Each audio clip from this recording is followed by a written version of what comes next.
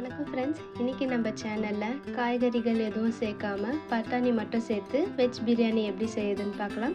வீடியோக்குள்ளே போகிறதுக்கு முன்னாடி நம்ம சேனலை லைக் அண்ட் சப்ஸ்கிரைப் பண்ணிவிடுங்க. வாங்க செய்யலாம். முதல்ல கேஸ் ஆன் பண்ணி ஒரு பிரியாணி பாத்திரம் வச்சுக்கோங்க.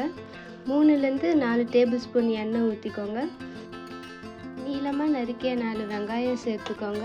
வெங்காயம் சேர்த்துட்டு அதில் 2 ஏலக்காய், ஒரு பட்டை, ஒரு பிரியாணி இலை சேர்த்துட்டு நல்லா மிக்ஸ் பண்ணிக்கோங்க. வெங்காயம் நல்லா வதங்கணும்.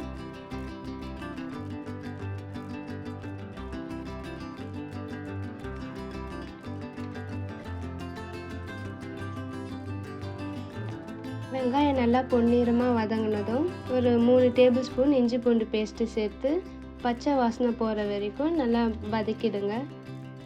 வெங்காயம் நல்லா வதங்கி இஞ்சி பூண்டு பேஸ்ட்டு பச்சை வாசனை போனதும் ஒரு கைப்பிடி பட்டாணி, 3 நீளமாக நறுக்கிய தக்காளி, கொஞ்சம் உப்பு சேர்த்துக்கோங்க. தேவையான அளவு உப்பு சேர்த்துட்டு ஒரு கைப்பிடி புதினா, கொஞ்சம் கொத்தமல்லி சேர்த்து நல்லா மிக்ஸ் பண்ணுங்கள்.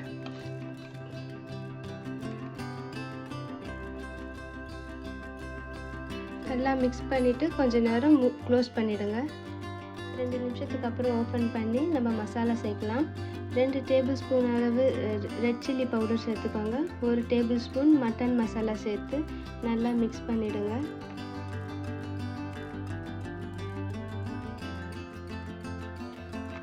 மிக்ஸ் பண்ணிவிட்டு எல்லாம் ஒன்றா சேர்த்து மிக்ஸ் பண்ணிவிட்டு திரும்ப க்ளோஸ் பண்ணிவிடுங்க.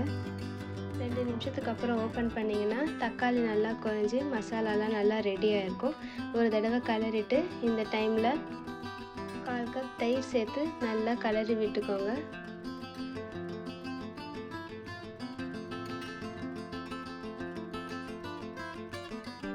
மசாலா நல்லா ரெடி ஆனதும் இந்த ஸ்டேஜில் நம்ம தண்ணி சேர்த்துக்கலாம்.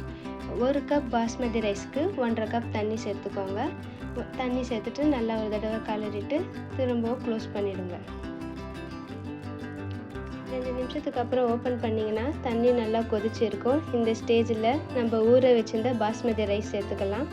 பாஸ்மதி ரைஸ் சேர்த்துட்டு ஒரு வாட்டி கிளறி விட்டுக்கோங்க.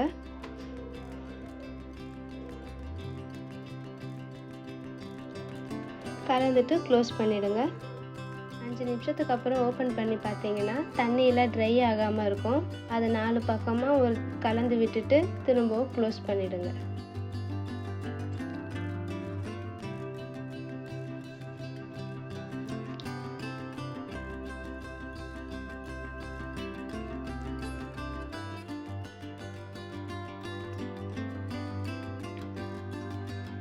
ரெண்டு நிமிஷத்துக்கு அப்புறம் ஓப்பன் பண்ணிங்கன்னா தண்ணியெல்லாம் நல்லா ட்ரை ஆகிட்டு நம்ம வெஜ் பிரியாணி ரெடியாக இருக்கும். அது ஒரு தடவை கலந்து விட்டுருங்க.